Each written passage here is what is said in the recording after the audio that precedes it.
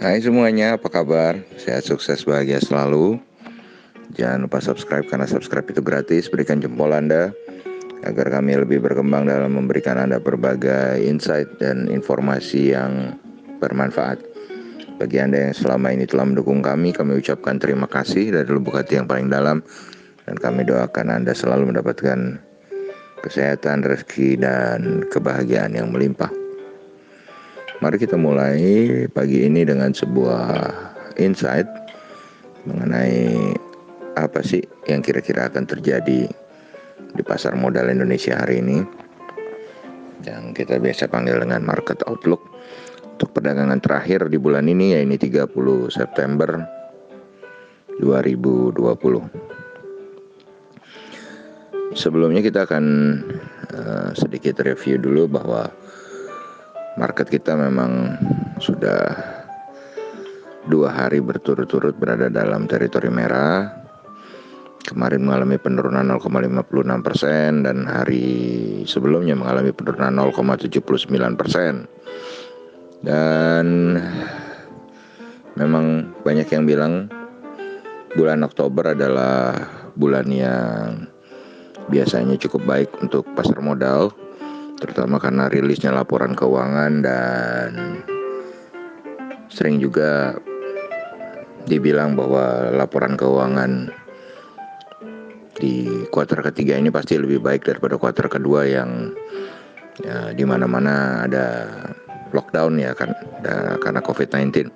Dan kalau kita bicara soal pasar modal Indonesia, justru juga tidak bisa terlepas dari pasar modal Amerika, di mana semua menanti pertemuan Fed di tanggal 3 untuk membahas stimulus lanjutan, dan tentu saja pengumuman tentang data ekonomi Indonesia tanggal 5 Oktober yang diperkirakan akan menghasilkan kata resesi. Dan kata resesi ini pula yang banyak ditakuti oleh para investor ataupun para trader yang bergerak di pasar modal Indonesia. Dan kalau kita lihat di pasar modal Amerika sendiri, tadi malam ditutup melemah tipis. Demikian juga pasar modal Eropa melemah tipis setelah menguat cukup tajam sehari sebelumnya. Dan pelemahan ini lebih disebabkan karena kekhawatiran mereka tentang meningkatnya kembali angka-angka coronavirus di berbagai belahan dunia. Tapi ya lebih disebabkan lagi oleh aksi profit taking ya, setelah cukup tinggi naik. Jadi wajar kalau bursa Amerika dan bursa Eropa sedikit mengalami pelemahan.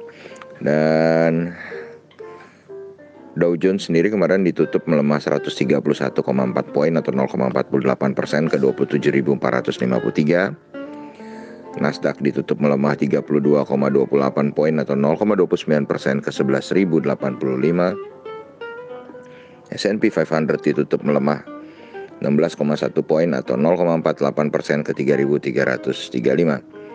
Sedangkan dari Eropa kita lihat CAC Prancis adalah yang paling kecil pelemahannya, 11,2 poin ke 4.833.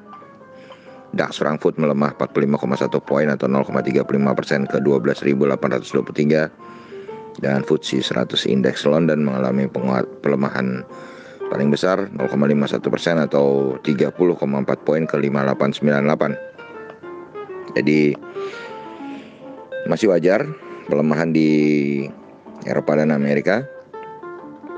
Sedangkan kalau kita lihat TLKM NYSE atau Telkom yang diperdagangkan di New York Stock Exchange kembali mengalami pukulan dahsyat, melemah 2,25% atau 0,41 poin ke 17,79 atau ke 2.654 kalau kita kurskan ke rupiah ya.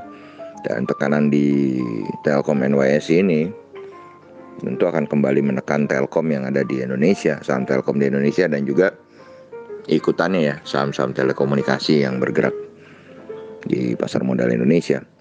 Sedangkan EIDO atau ETF Indonesia yang diperdagangkan di New York Stock Exchange atau sejenis reksadana ya yang diperdagangkan di Amerika sana mengalami pukulan juga, tapi tidak terlalu telak,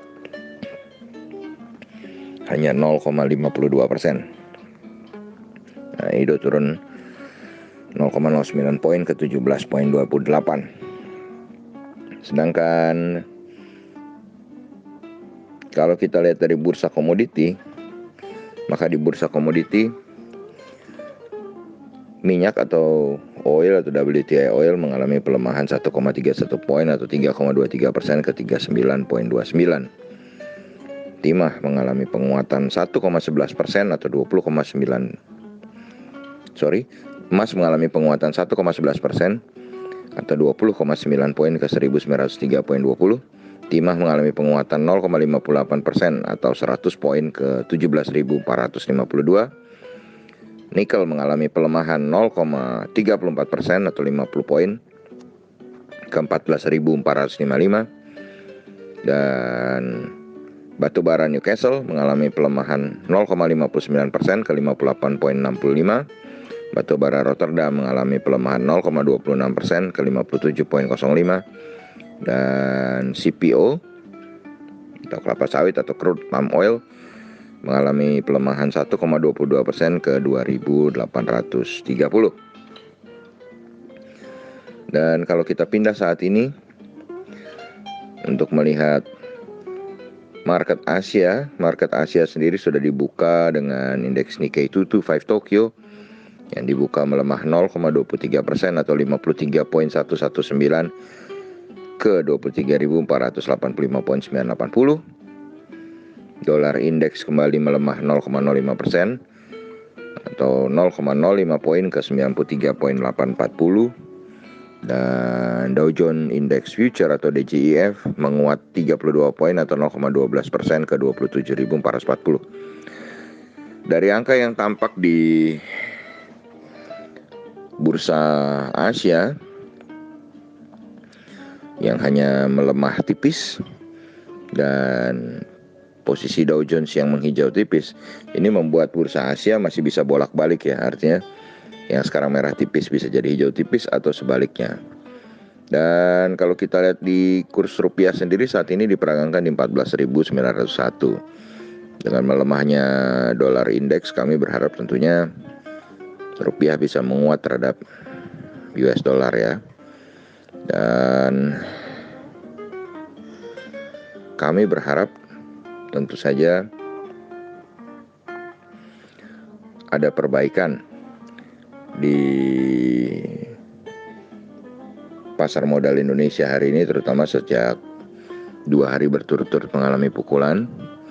Tapi kami tetap berpegang pada apa yang kami sampaikan di market review kemarin sore, bahwa hari ini 55% kami katakan akan berada dalam teritori merah tipis. Kenapa merah tipis? Ya karena marketnya masih juga ragu, menunggu data ekonomi Amerika dan tentu saja data resesi dari Indonesia. Dan tidak ada katalis positif ya untuk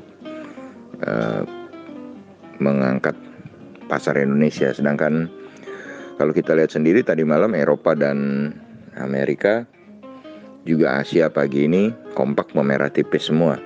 Jadi kami tetap pada 55% merah tipis. Walaupun bisa saja terjadinya kebalikannya ya, karena kalau kita lihat sendiri Indonesia sudah 2 hari berturut-turut berada dalam teritori merah. Tapi apapun yang terjadi, kalau kita menganggap dalam teritori merah, kita boleh berharap bahwa market Indonesia tidak turun lebih dalam dari 4.800. Kalau misalnya turun lebih dalam dari 4.800, maka bukan tidak mungkin market akan berlari ke arah 4.600-an gitu ya. Jadi Mari kita saksikan bersama, dan kami harap Anda terus menyiapkan berbagai opsi, berbagai strategi untuk menghadapi pasar yang berkemungkinan bergelombang. Jadi pasarnya masih kurang jelas gitu ya. Tapi tetap semangat, tetap jaga kesehatan Anda, tetap mematuhi protokol kesehatan, dan semoga insight ini bermanfaat bagi kita semua, dan kami harap Anda juga selalu berada di dalam lindungan Yang Maha Kuasa, dan jangan lupa untuk selalu berusaha bahagia. Sampai jumpa di berbagai insight dan informasi menarik berikutnya dari cerakaya.id.